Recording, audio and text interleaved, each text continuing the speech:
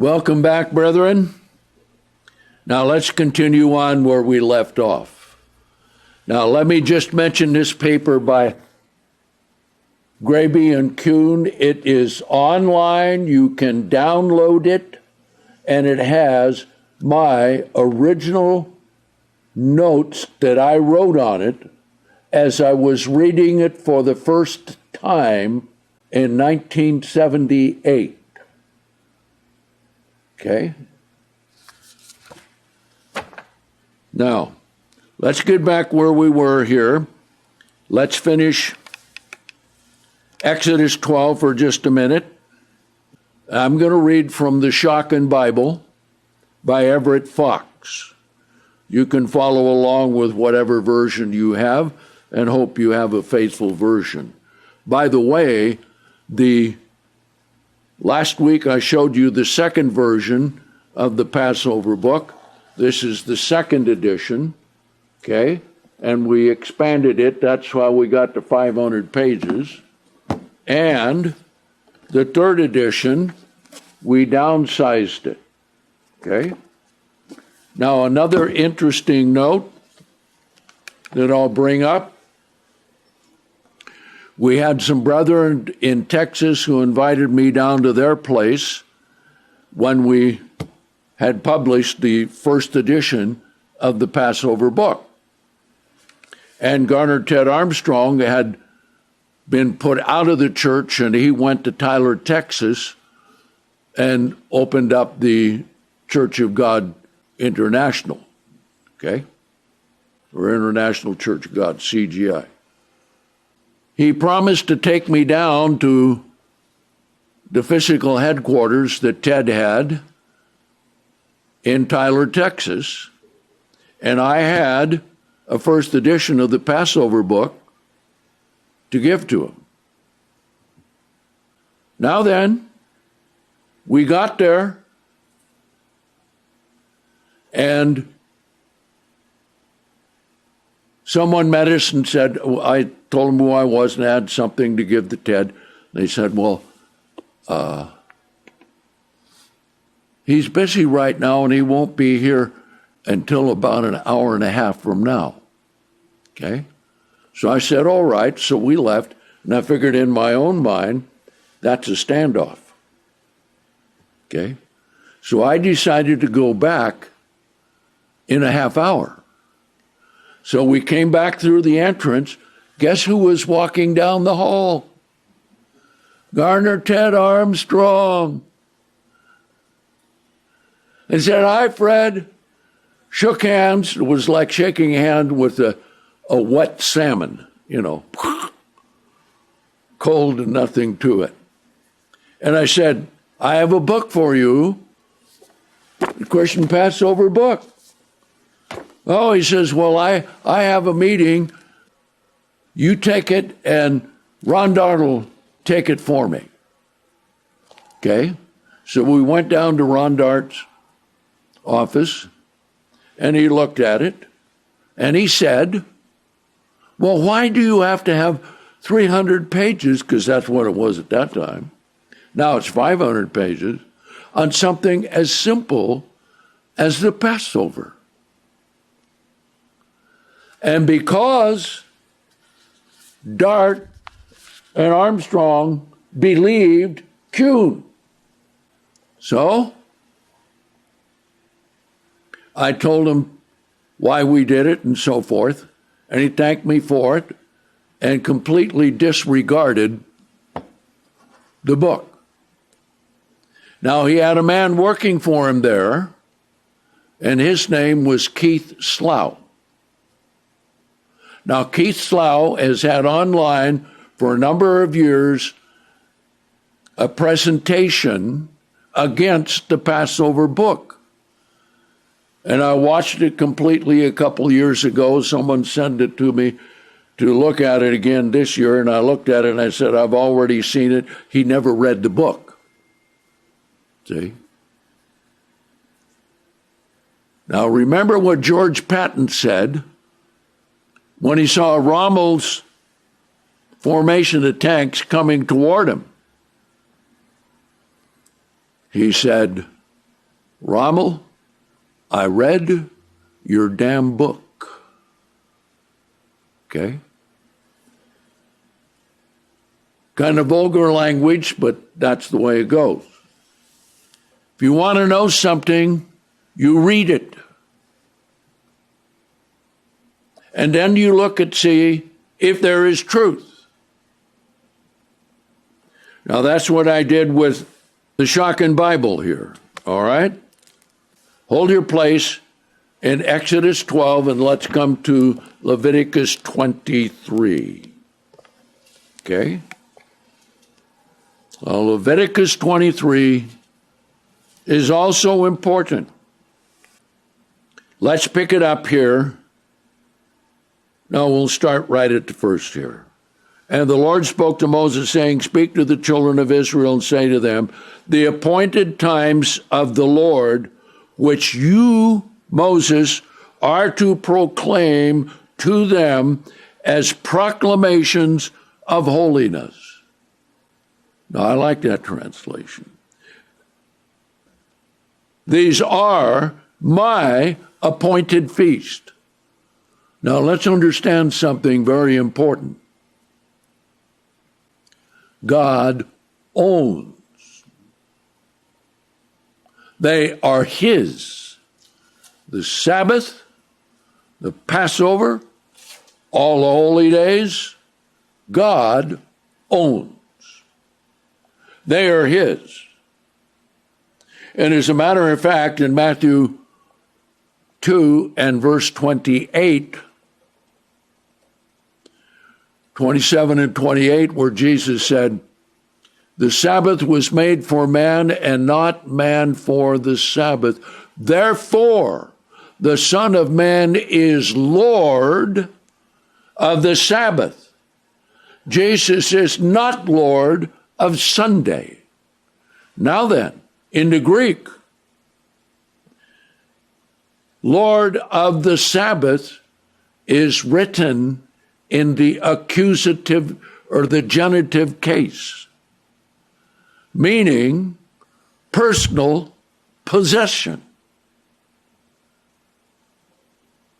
So if anyone wanted to know the truth about the Sabbath in the New Testament, and what does Jesus think about it, he said clearly, I own it.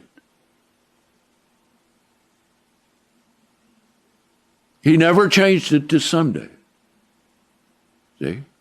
Likewise with all the holidays that the world follows. God was never in it. Those are the days which we are told in Deuteronomy 12, we are not to do as the heathen. Okay? Now then, back here to Leviticus 23. These are my appointed times. For 6 days may work be done, but on the seventh day is Sabbath. Sabbath ceasing, a proclamation of holiness. Any kind of work you are not to do. It is Sabbath to the Lord throughout all your settlements. Now then, notice verse 4 and 5. These are the appointed times of the Lord, proclamations of holiness, which you are to proclaim at their appointed times. Who appointed the times? God did. God is telling us he's made an appointment with us on these days. Do we want to come and meet that appointment with God, where God puts his presence, or not? Okay. Verse 5. On the first month, on the 14th day of the month, between the setting times, he'll define it right here in just a minute, is Passover to the Lord. Now, footnote, okay? Between the setting times, between the time that the sun is below the horizon and no longer visible, and darkness. That's as clear a definition as you can get. Now, furthermore, you cannot find the words Bein Ha'arbaim between the two evenings or between the setting times, between sunset and dark. You cannot find that in Strong's Concordance. The only way it can be found, if you diligently search and take a lot of time for these different words, and then you may come up with it. But all the references of Bein Ha'arbaim in Strong's Concordance are under Erev, which is evening. So, Strong's Concordance won't help anybody in this case. Little word about Strong's Concordance. It is good, but it is limited, extremely limited, especially when it comes to verbs and participles. Okay? Finishing it off, an idiomatic rendering would be at twilight. But see, he knows the truth.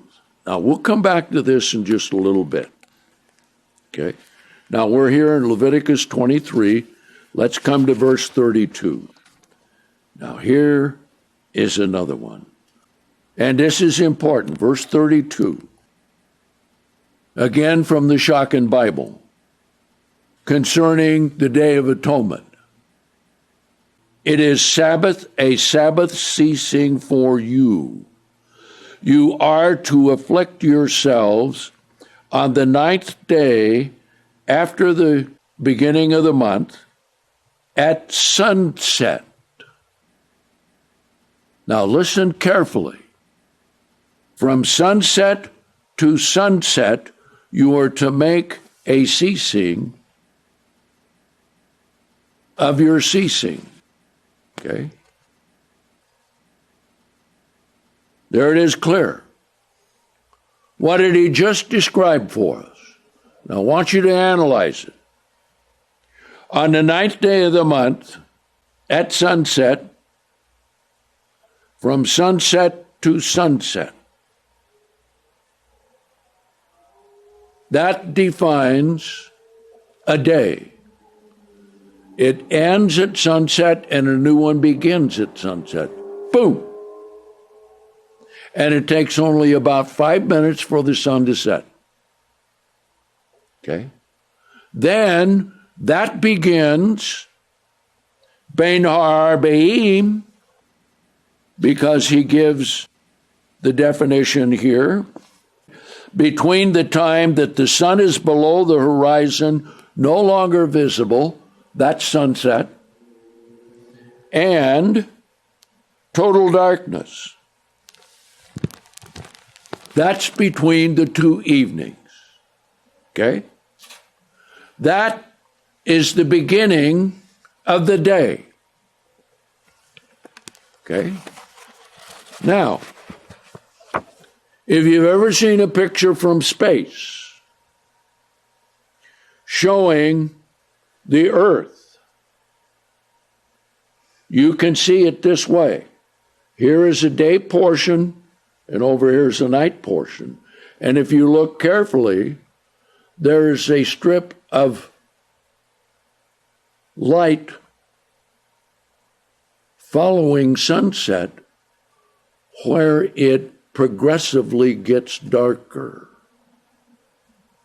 So, just like sunset goes around the earth, okay, because the earth is turning, and between the two evenings follows, and night follows after that. Okay? Now, let's take this from sunset to sunset. That is Ba'erev. Now, let's come back here to Exodus 12, verse 18. Okay? Again, I'm reading from the Schocken Bible. In the first month, on the 14th day of the month, at sunset. What does that do? Now think about the number of the day, 14th, at sunset. What do we read in Leviticus 23:32? From the 9th day at sunset, sunset unto sunset, you shall observe your Sabbath. Okay? This ends the 14th. Because this is Ba'erev, the end of the day. That's why when you are over here to verse 6, it shall be for you in safekeeping until the 14th day after this month, until, that's up to. And they are to slay it, the entire assembly of the community of Israel, between the setting times or Bein Ha'arbaim. Okay? Bein Ha'arbaim on the 14th follows sunset on the 13th, which then begins the 14th. Okay? Very clear. See? But those who want to change it, like they wanted to here in this paper, okay, pay no attention to it. Okay? So, what we are seeing here is, verse 18 to 14 is the end of the day. Verse 6 is the beginning of the day. Okay? Now, come back to verse 18 and let's read a little further. In the first month, on the 14th day of the month, at sunset, ending the day, you are to eat matzahs, or unleavened bread, until the 21st day of the month at sunset. That ends the 21st day. This ends the 14th day. Okay? Now, for 7 days no leaven shall be found in your houses, for whoever eats what ferments, that person shall be cut off from the community of Israel. Okay? Now then, he described the Feast of Unleavened Bread. What came first the day before? The Passover. To combine them together, the Passover and the first day of unleavened bread violates the Hebrew when it's properly translated. I've got a man in South Africa, he has sent me volumes of stuff trying to tell me that the Passover and first day of unleavened bread are combined together. They are not combined together. That is a Jewish myth.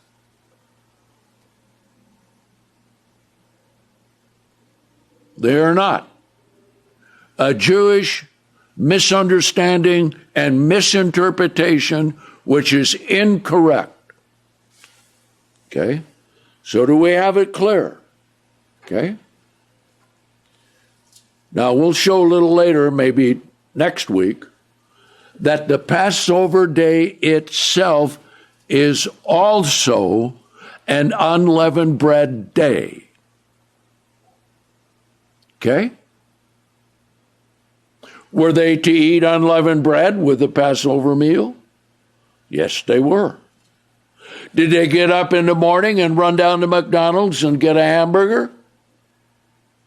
No, they did not.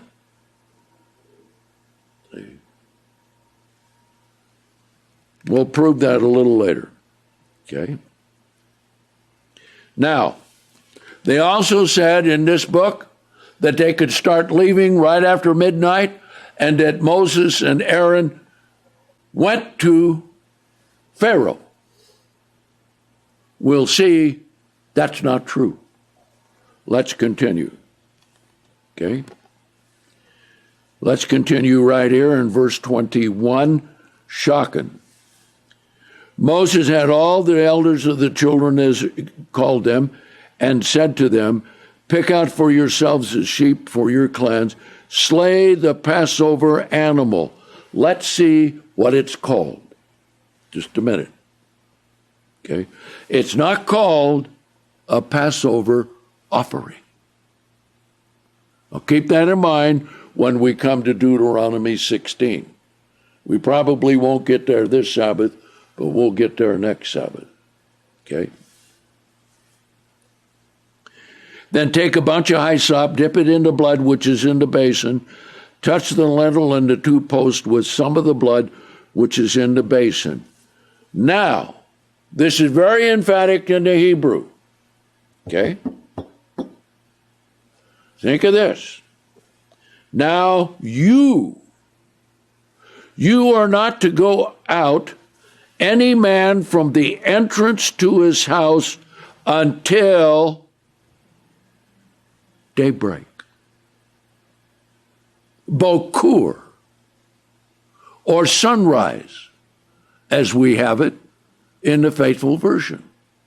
Now remember, I had that all covered 2 years before I ever knew that there was a Schocken Bible.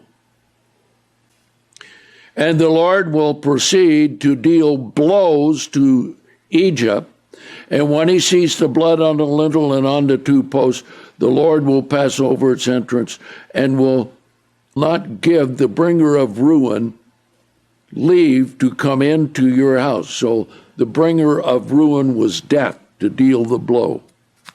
Okay? Now then, come to verse 26. Okay, after he says we're to keep this service. Okay? And it will be when your children say to you, what does this service mean to you? Then say, it is the slaughter meal of the Passover to the Lord. Not a sacrifice, not an offering. Now keep that in mind when we come to Deuteronomy 16. Okay? Who passed over the houses of the children of Israel in Egypt when he dealt the blow to Egypt, and our houses he rescued. Okay? And the people did homage and bowed low, and the children of Israel went and did as the Lord had commanded Moses and Aaron. Thus they did, which means what? They killed the lamb at the beginning of the 14th.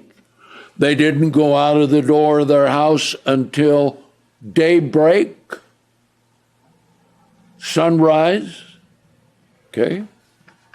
Now let's see another one. Let's pick it up here, continuing on, verse 29.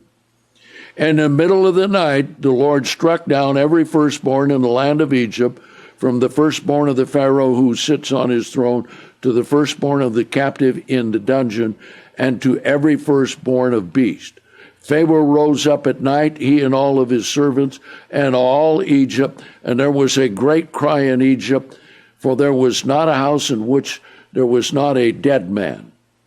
And he had Moses and Aaron called in the night and said, now, let's see something very interesting.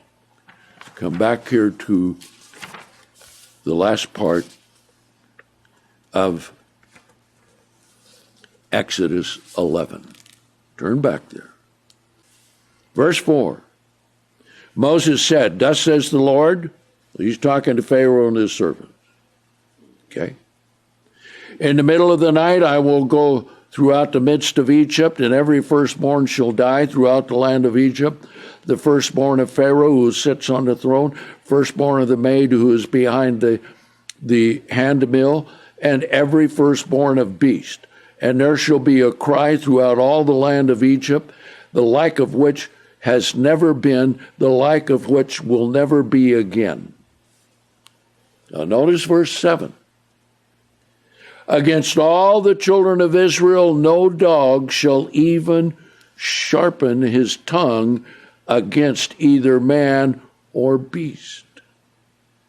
In order that you may know, the Lord makes a distinction between Egypt and Israel.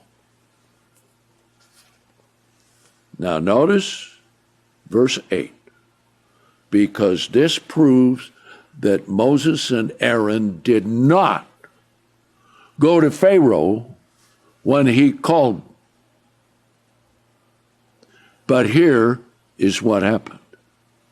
See, because in this paper they say, well, Moses could go right after midnight because Pharaoh called him. Okay?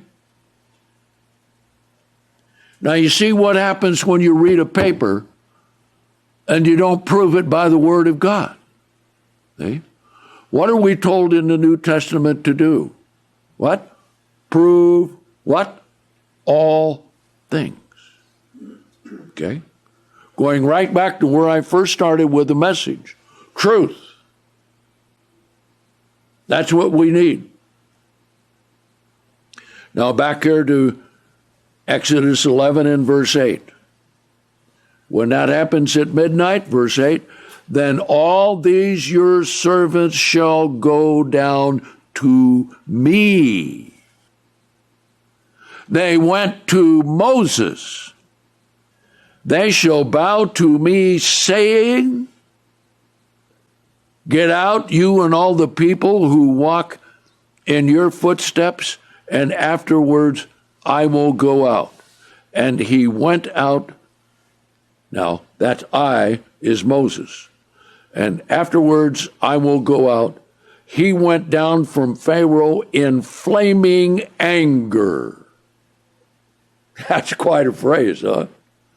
As he looked right at Pharaoh and all of his lieutenants and everybody there. Now think about all of the plagues and everything that happened up to this point. And he told them, you are going to come down and ask us to go. What he says. So they did not leave their houses until morning. Then what do we have? Okay. We have that in the day portion, they all gathered together, right? Verse 31, Exodus 12. And he had Moses and Aaron called in the night and said, see, how did he call them? Oh, he picked up his cell phone and said, I see your face, Moses. No, he sent, just like we read, his servants, his high lieutenants and commanders who were not firstborn. They went down and said, here it is, verse 31, arise, get out from the midst of my people, even you, even the children of Israel. Go serve the Lord according to your words. Even your sheep and your oxen take, as you have spoken, and go, and bring a blessing even to me. So after all of that, he said, well, let the Lord bless me. Well, he didn't do it. And Egypt pressed the people strongly and sent them out quickly from the land, for they said, we're all dead men. Now let's analyze all of this together. The lamb was slain at the beginning of the 14th, between the two evenings or setting times, between sunset and dark. Then they roast the lamb, they eat it, they burn whatever is left, they're all ready to go, but they can't go out of the door of their house until sunrise. Okay? Then they came and they spoiled all of the Egyptians. Okay.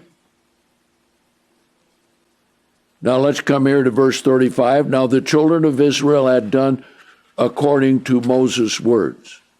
Was Moses' words, don't go out of the door of your house until sunrise? Was Moses' words, kill the lamb between sunset and dark? Yes, indeed. Was Moses' words to burn what was left over? Yes. Now, why did he say burn what was left over? Because he didn't want someone taking part of the skin of the lamb, say part of the ear or something like that, for a good luck charm. Okay? Because people do that. How many people have rabbit's foot? Okay? Because he wanted them to know that God alone did this, and you're not to put any stock in any physical thing. Okay? So, they asked the Egyptians for objects of silver and objects of gold and clothing, and the Lord gave the people favor in the eyes of the Egyptians, and they let themselves be asked of, so they took everything, and so they stripped Egypt. Not just taking a few things, they stripped it. Okay? And that was on the day portion of the 14th, right? Because they couldn't go out of the door of their houses till sunrise. So we know that they did this on their way to Ramses. Now, in order to leave, Moses had to have it all figured out in what to do. And they had to have the instructions. And the tribes had to line up in marching order. You just don't come as a big group and say, where do we go? Well, Moses, being a former general in the Egyptian army, knew you had to organize them. So he organized them tribe by tribe by tribe by tribe. Okay? And they couldn't have been too wide of a marching order because you're going out into the desert. So I have in there, in the Passover book, an estimation of how long that the column would have been. And it would have been perhaps a couple of miles long, maybe even longer. And then I used the Rose Parade in Pasadena because that's similar to it when all of the marching bands come, right? And figured how long it would take for the last one to leave Ramses, because they couldn't all leave at once. Just like the parade that they have on New Year's Day in Pasadena, the Rose Parade, they don't all start marching at once, but they go when it's their time to go.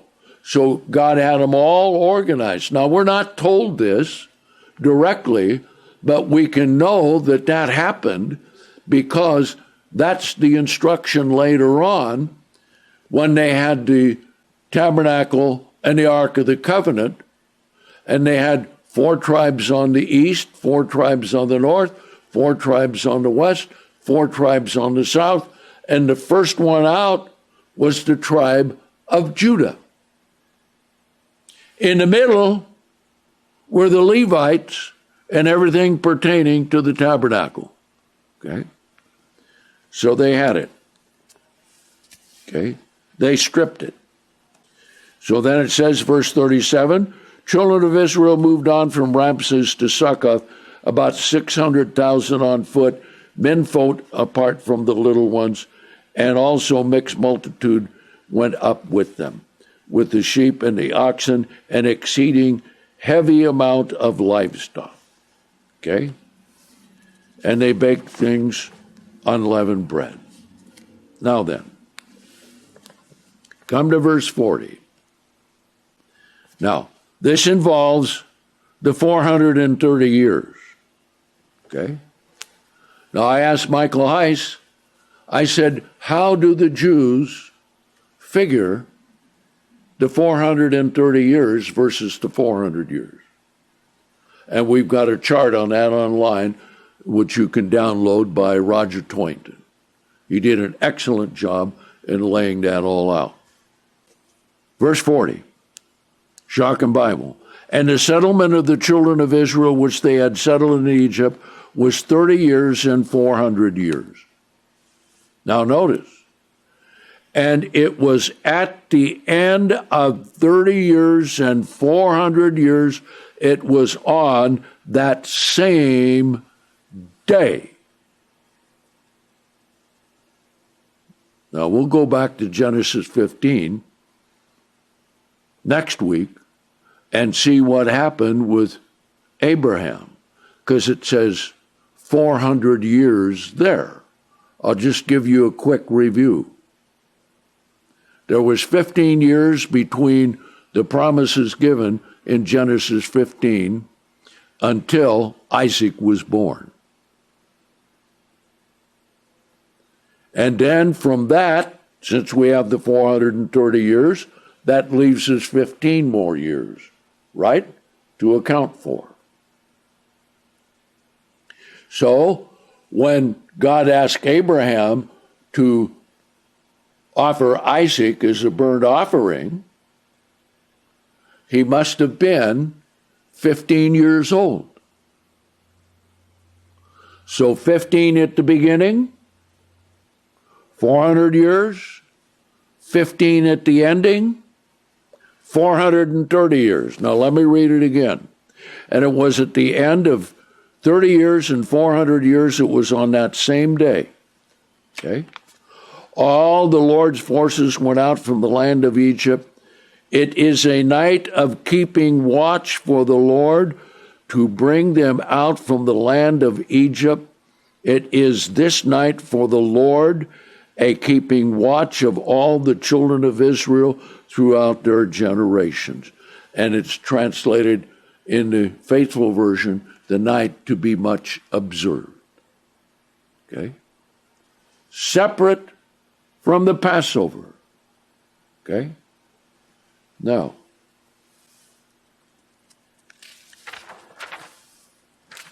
I think I better end it here.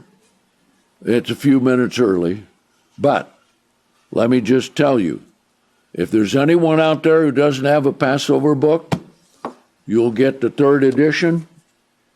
Okay? Now, total number of Passover books we've sent out through the years is about 35,000. Okay? Free. See? Because we put all tithes and offerings strictly for the things for the church, for doing what God wants done in running the office and paying the payroll for that and whatever expenses we have for that. And I do not draw a large salary because I don't need it. See? I draw what I need. Okay? But this book you need to have, to keep, to read, to study. And I've had people tell me that they bring the book out every year and read it every year from January until the Passover time. See? Because for us, as we will see next week, if not next week, then the week before the Passover, that is the most important thing for us. And this is why Satan likes to take advantage of confusion and cause confusion and try and change things and modify them from God's way to his way. Anything to keep you from knowing the truth, the pure truth, and nothing but the truth. See? That's what Satan wants to do. He wants to come along with a clever-sounding argument, an innocent little lie, and then you know the whole lesson of unleavened bread. See? Just like I covered concerning the nation today. How did we get so bad? A little leaven leavens the whole lump, right? Okay, so that'll be quits for us today. See you next week, same time.